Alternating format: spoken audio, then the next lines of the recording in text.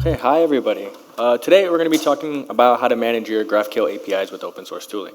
I'd like to give a quick shout out to Nordic APIs. This is my first time in Austin, and I had the best barbecue of my life yesterday. So I will definitely be coming back just for the barbecue as well as these events. So thank you for that. But since we're going to be talking about GraphQL, I thought it was important that I introduce myself using GraphQL. So hi, my name is Stefan. I am the co-founder of Wundergraph. Wundergraph is a VC-backed startup that provides GraphQL federation solutions for some of the largest enterprises in the world. A little background about me: prior to Wundergraph, I was a software engineer, and I provide a software engineer for 3 late-stage startups. What's funny about these startups is they all used GraphQL, and I didn't actually work with any REST APIs, just with GraphQL APIs, which is kind of interesting when you start your career. A little bit about me: I live in Miami, Florida. I live with my beautiful fiance, who's actually here supporting me today, and my 3-pound Yorkie, who is not here supporting me today. She doesn't really care about me. She only kind of cares that I feed her, and to her, I'm the second human. And a fun fact about me: before starting a startup, I was actually a professional soccer player for a brief period of time. So you know when you go to family gatherings, there's that uncle that's like, oh, I would have been pro if I didn't blow out my knee. That's my excuse. But cool, so I thought I would start the presentation with a brief history about open source. And while I was doing this presentation, this was super interesting to research because in the beginning of time, and I hope I don't offend anyone, but in the 1950s and 1970s, there was nothing but source code. So when you were given compilers and you were given computers, you were just given the source code. There was no licenses on top of that.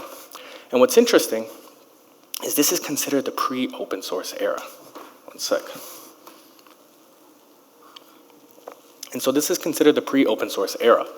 Before then, there was no licensing. The source code was given to you. You could modify, you could view, you could do anything you wanted with it. But then, in 1983, IBM led the move to proprietary enterprise software. And this is where they introduced the object-only model. So what this meant was they were releasing software that you weren't able to view, you weren't able to modify, and you weren't able to extend. So this is the introduction of proprietary enterprise software. And then this is where things get a little bit fuzzy. Open source wasn't introduced yet. 1980s, 1990s, you have a huge boom in proprietary software. And this is all centered around the PC. Obviously, Microsoft was one of the biggest players in this space. By the late 1990s, proprietary software gave rise to monolithic behavior. So vendor lock-in was introduced. This whole time, though, open source isn't a thing. But then things started to change. In 1991, Linux was introduced, same year as Python. In 1995, we had the HTTP web server Apache introduced. And then in 1997, one of the biggest advocates for GraphQL Federation was born. Hi, guys. And then we had other languages as Perl coming in, databases like MySQL and Postgres. This whole time, Microsoft has a very weird opinion on open source. And if you guys are familiar, at that time, Steve Ballmer was the CEO of Microsoft. And so Steve Ballmer, if you guys don't know who he is a billionaire who had the opinion that iPhone would flop. He also said that Linux and open source was a cancer. So what that means is you can have every wrong opinion about technology and still end up a billionaire. Just keep that in mind. And now as things are going forward and things are progressing, open source was kind of not really a thing. You know, we introduced in 1998 that open source was coined, Netscape was released as an open browser, and now open source started to grow. But it didn't really get a growth, it didn't get that Kickstarter growth till 2000. In 2000, the dot-com burst accelerated this extending trend towards open source. This is where it made it the preferred choice because this was becoming feasible. In this nuclear tech winter, as we call it, open source became much more attractive. It became attractive for 3 reasons, which was flexibility, cost, and vendor lock. And so companies now, there wasn't evaluations were down, funding was low, companies were laying off people like crazy, and they needed a way to keep innovating while keeping costs low. And so this is where open source started to become introduced even more, and it started to accelerate compared to proprietary software. So now companies started to make open source a part of their DNA. They were making it part of their DNA because open source to them was free. We'll talk a little bit more about that in the presentation, but open source isn't exactly free. There's cost of maintainability, cost of implementation, and things like that. But these companies needed to preserve costs, and so they started implementing open source.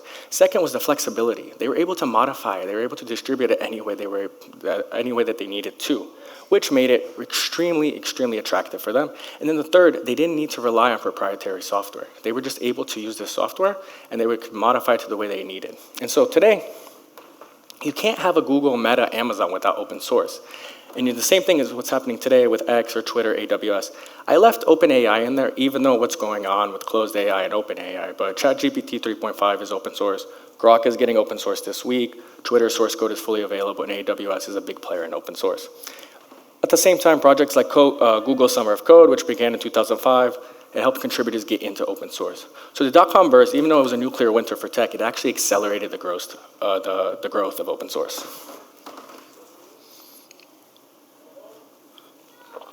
And so now, we actually used this when we were raising money in our pitch slide. I think this was the first slide.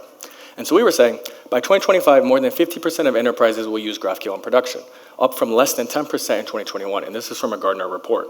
The funny thing about this statistic is I actually think it's wrong.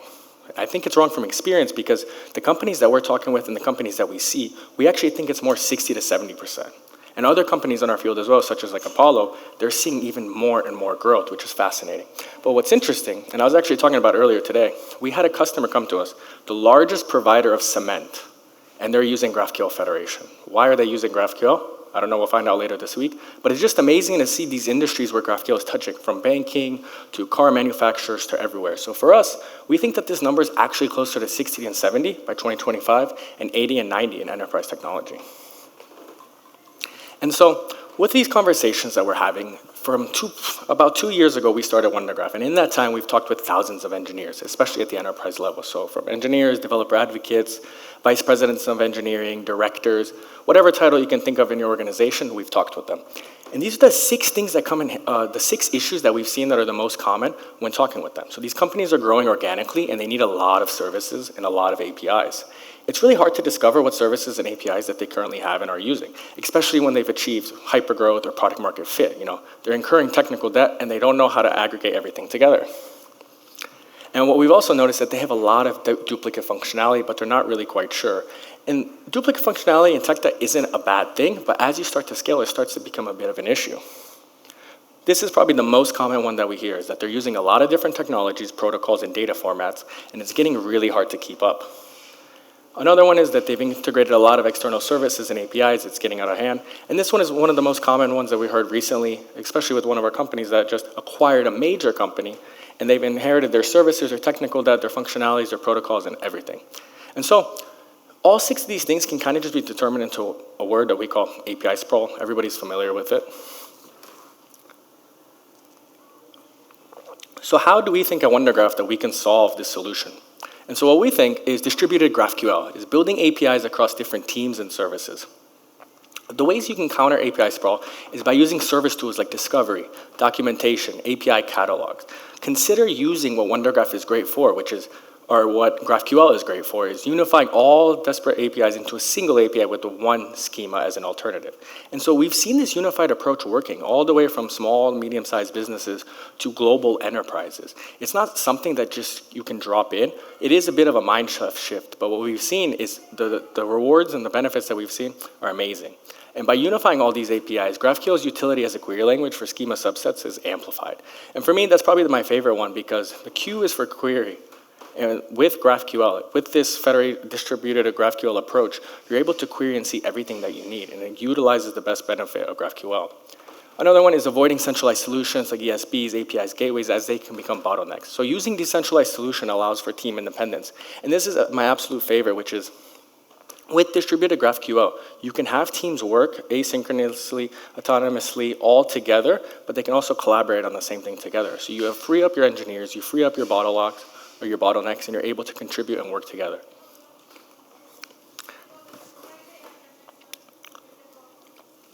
And since we're talking about open source tooling, what I love about open source is just the collaborative. And so these are some of the companies that we work with and that are other players in the market. So the Guild, GraphQL Hive, GraphQL Fusion, Apollo, Open Federation, Wundergraph Cosmo.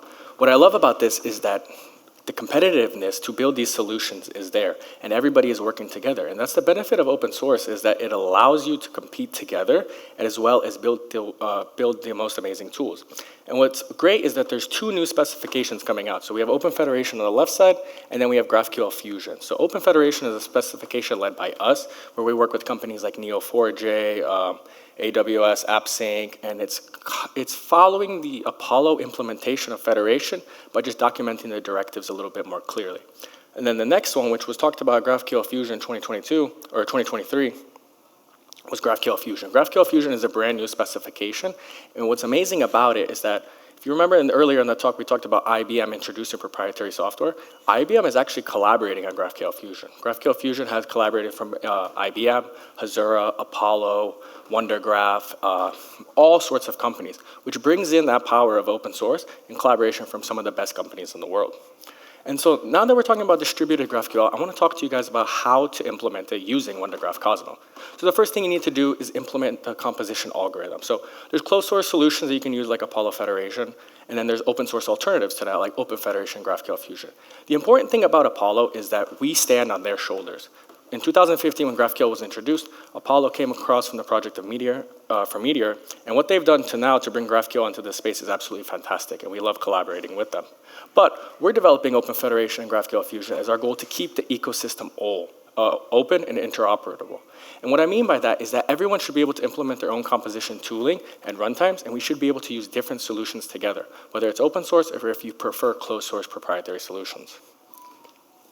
And so once you have a composition, you need to have a unified schema. And this is a single place to score the unified schema and provide it at runtime.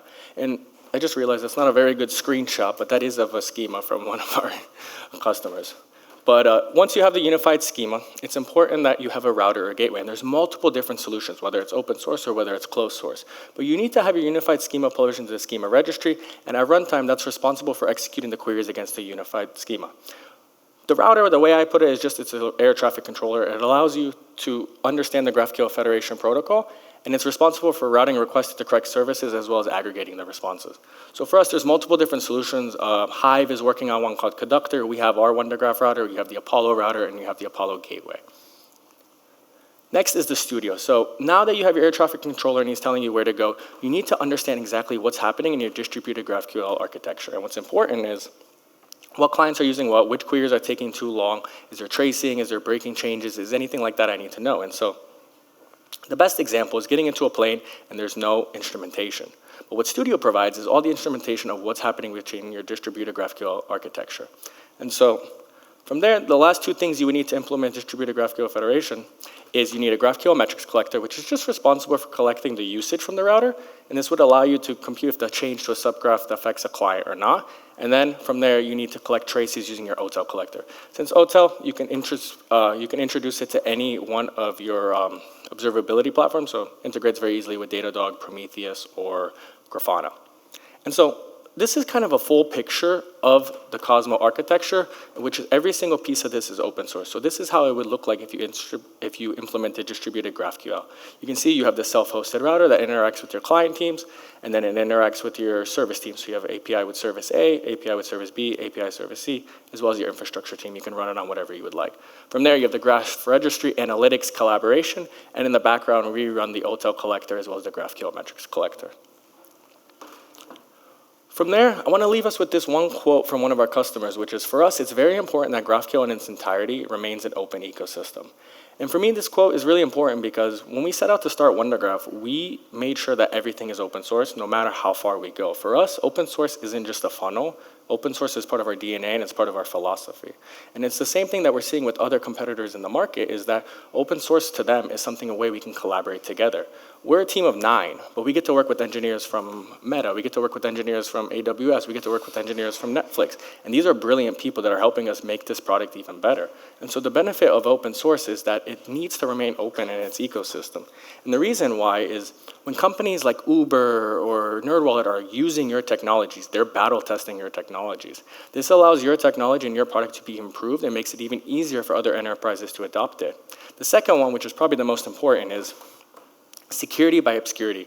When your product is open source, the easiest way you can take a look at it and make sure that it's secure is just peek under the hood. And when it's open source, you're able to do that. It's a little bit difficult when it's closed source, so that's why we believe security by obscurity with open source. And from that one, the last 2 points are competition and collaboration. Even though we are together in the same space, GraphQL is growing, and it's growing like crazy. And when we get to work together with other companies and competitors, everybody's products get better, which means that everybody's infrastructure, architectures get better. And the last one is collaboration. Like I said, we get to work with some of the most amazing engineers in the world, and this wouldn't have been possible if it wasn't for open source. So thank you guys. If you guys ever have any questions or anything like that, I'm reachable by email at stefan@wundergraph.com. I post basic stuff on LinkedIn, and then I post really funny stuff on Twitter, like memes and things like that, so you can follow me on either or. Thank you.